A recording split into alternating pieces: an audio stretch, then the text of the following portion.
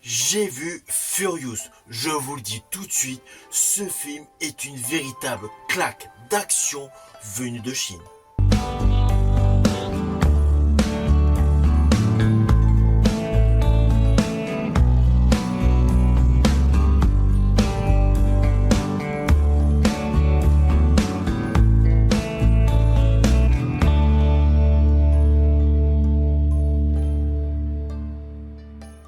Hello, c'est HR, votre chroniqueur. Alors là, je vais vous parler d'un film qui m'a totalement scotché sur mon siège au cinéma.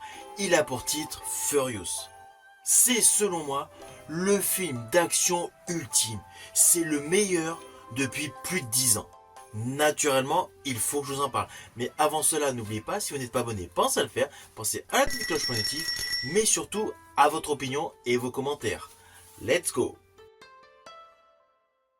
Alors tout d'abord, fiche technique de ce film. Ce film a pour titre The Furious. C'est un film d'action, d'arts martiaux, thriller, qui dure approximativement 2 heures et qui est 100% chinois, avec l'histoire suivante.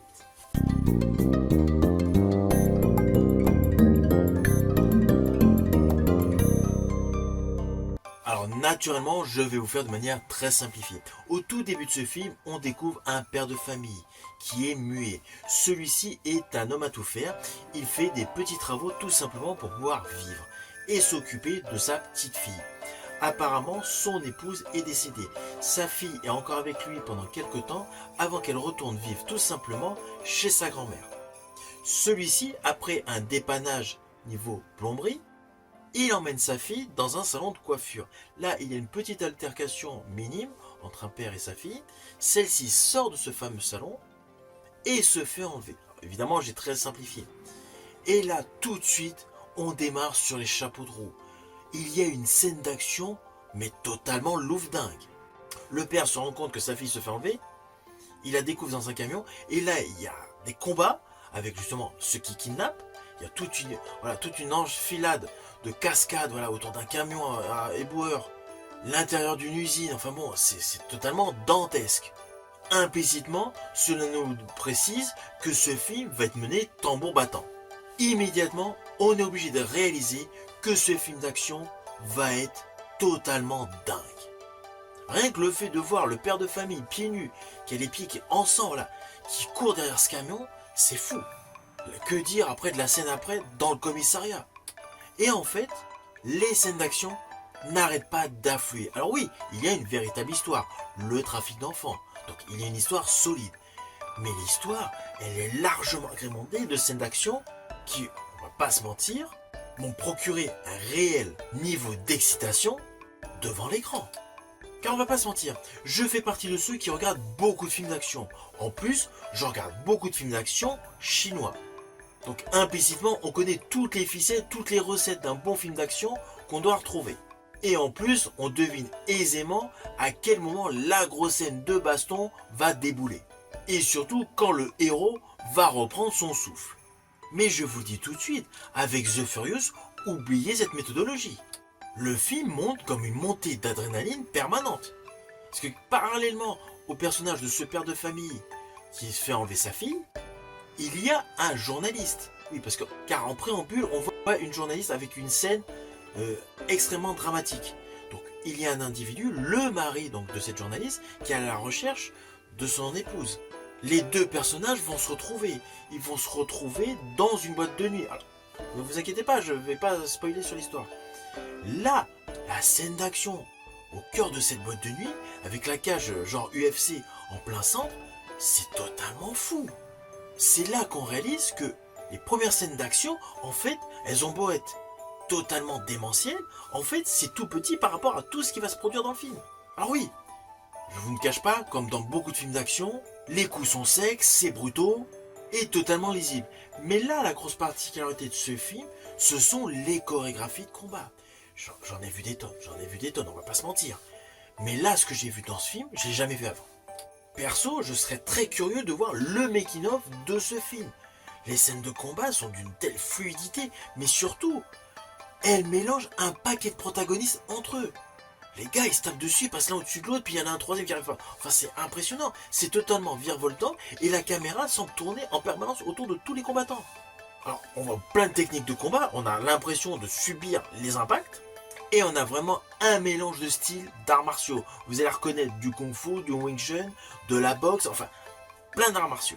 Et le plus étonnant dans ce film, c'est qu'en fait, au fur et à mesure que l'histoire se décante, que l'histoire voilà, prend de l'ampleur, en fait, à chaque fois qu'il y a une scène d'action, elle est supérieure à la précédente.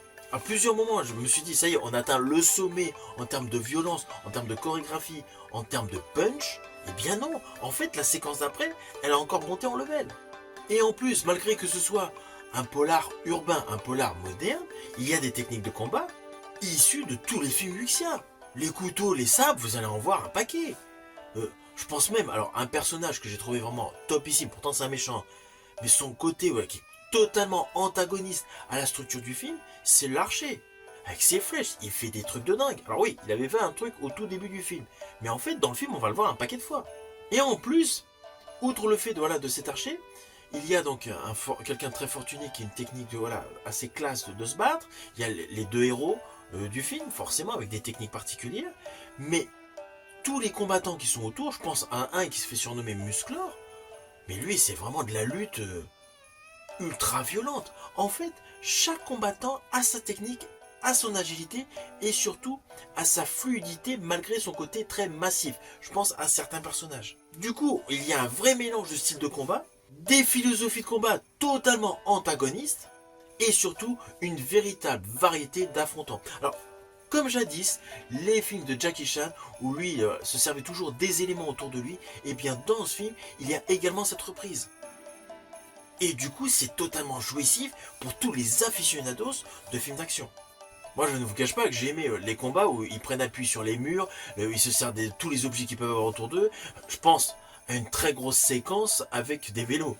Bon, c'est plus vers la fin, mais c'est impressionnant. Enfin voilà, tout est utilisé pour être en immersion dans les scènes de combat. Sans oublier donc la montée en violence, la montée en rapidité des gestes et surtout le côté gore. Au début, on a du combat classique, très très vif, très punch, avec beaucoup de peps. Après, ça monte crescendo et ça y est, les lames blanches apparaissent. Toute une ambiance vuxia s'instaure. Et après, la dernière partie de ce film, il y a tout un côté gore. Mais quand je vous dis un côté gore, un véritable côté gore. Naturellement, je ne vous dirai pas ce qui se passe, mais les litres de sang, il y en a un paquet.